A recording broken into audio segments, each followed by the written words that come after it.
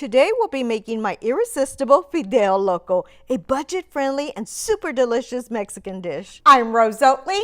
Let's get cooking. You'll need 2 cubed potatoes. If you don't know how to cube them, I'll show you how. Start by slicing the potato lengthwise into 1/2-inch planks. Then take 2 slices at a time and cut them into thirds. From there, simply cut across to create small uniform cubes like these. If it'll be a while before cooking, be sure to put them in water to prevent browning. Next, chop and dice 1/2 onion and set aside. Now let's make our delicious, flavorful sauce. Cut 3 Roma tomatoes into 4ths and add them to a blender, along with 3 garlic cloves for that savory punch. Toss in the leafy part of 1 bunch of cilantro. It adds a fresh, herbaceous flavor. For slight heat, include 2 to 3 slices of jalapeno, or for none, eliminate them. Now add 1 tablespoon of cumin, 1 tablespoon oregano, 1 tablespoon chicken bouillon, and 1 tablespoon of tomato bouillon. These will give our sauce that rich, savory depth that makes this dish so delicious. Next, add 1 small 8-ounce can of tomato sauce to the blender and pour in 1 cup of water. Blend everything together. Then you'll end up with a smooth sauce like this. Let's set this aside and head to the stove. In a large pot or deep pan, add 1 pound of ground beef. Start breaking it apart with a meat chopper. I love using this one. You can find links to my favorite kitchen tools in the description below or in my bio for other platforms. Cook the beef until slightly pink.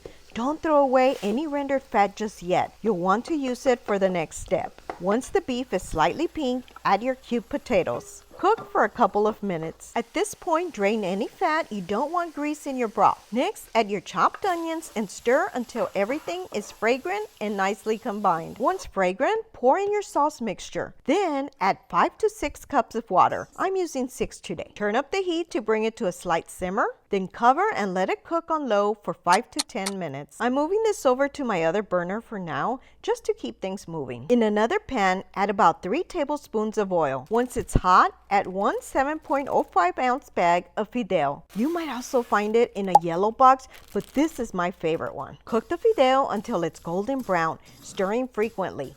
This step is key because it adds a rich toasted flavor and helps prevent the pasta from becoming mushy or sticking later. If you burn any pieces, just turn down the heat. Once it's evenly golden, carefully add the fideo to the pot with your sauce and beef mixture. Give everything a quick stir to combine. Next, add 1 can of drained and rinsed pinto beans.